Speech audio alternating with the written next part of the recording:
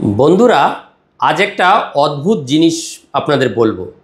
কখনো কি খেয়াল করেছেন মিষ্টি না খেলেও বা নিয়মিত ওষুধ খেয়ে গেলেও আপনার ব্লাড সুগার, যারা ভুগছেন আর কি, হঠাৎ বেড়ে যাচ্ছে? অনেক সময় আমরা ভাবি চিনি খেলেই বোধহয় ডায়াবেটিস বাড়ে, কিন্তু বাস্তবে আমাদের প্রতিদিনের ছোট ছোট অভ্যাসগুলো নীরবে রক্তের শর্করার মাত্রা বা সুগারের মাত্রা বাড়িয়ে দেয়। আর এই অভ্যাসগুলোই হয়ে উঠতে পারে ভবিষ্যতের বড় বিপদের কারণ।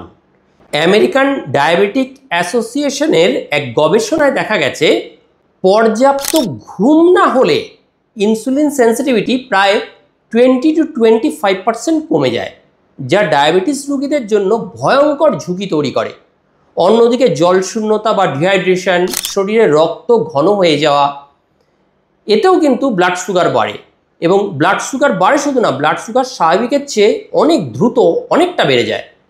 শুধু তাই নয়, অতিরিক্ত মানসিক চাপ শরীরে আপনার কর্টিজল হরমোন বাড়িয়ে তোলে, আর এই কর্টিজল হরমোনও আপনার অজান্তেই ব্লাড সুগারকে অস্থিতিশীল করে তোলে। তাহলে কেন হয় ব্লাড সুগারের এই বেড়ে যাওয়া?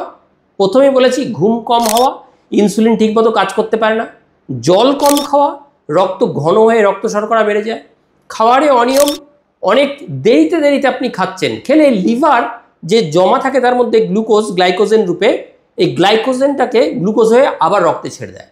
কৃত্রিম মিষ্টি, আর্টিফিশিয়াল সুইটনার খাচ্ছেন, ইনসুলিনের ওঠানামা ঘটায়। প্যাকেটজাত খাবার যাতে লুকোনো চিনি থাকে, এটাও একটা কারণ। ওষুধের অনিয়ম, চিকিৎসকের পরামর্শ ছাড়া ওষুধ বন্ধ করে দেওয়া, না খাওয়া, এগুলো খুব বিপজ্জনক।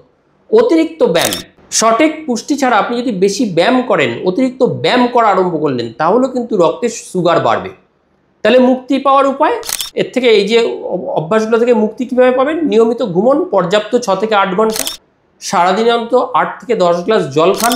যাদের অবশ্য সিকেডি বা কিডনি খারাপ আছে তাদের জন্য জলের রেস্ট্রিকশন থাকবে। নির্দিষ্ট সময়ে ফাইবারযুক্ত খাবার খান, দীর্ঘ সময়, অনেকটা সময় খাবার ছেড়ে থাকবেন না। প্রাকৃতিক খাবার বেছে নিন, প্যাকেটজাত খাবার, fast food, junk food, artificial sweetener, কৃত্রিম মিষ্টি দেওয়া খাদ্য এড়িয়ে চলুন। মানসিক চাপ কমান, একটু মেডিটেশন করুন, একটু হাঁটা অভ্যাস করুন, তাহলেও কিন্তু অনেকটা ভালো থাকবেন। চিকিৎসকের প্রেসক্রিপশন ছাড়া কোনো ওষুধ খাবেন না, নিজে ওষুধ খাবেন না। ব্যায়াম করুন, তবে শরীরের চাহিদা অনুযায়ী ভারসাম্য রেখে। ডায়াবেটিস নিয়ন্ত্রণে শুধু ওষুধ নয়, আপনার প্রতিদিনের অভ্যাসই সবচেয়ে বড় ভূমিকা রাখে। তাই আজ থেকে অভ্যাসগুলোতে পরিবর্তন আনুন, কারণ ছোট্ট সচেতনতাই আপনাকে বড় বিপদের হাত থেকে কিন্তু বাঁচাতে পারে।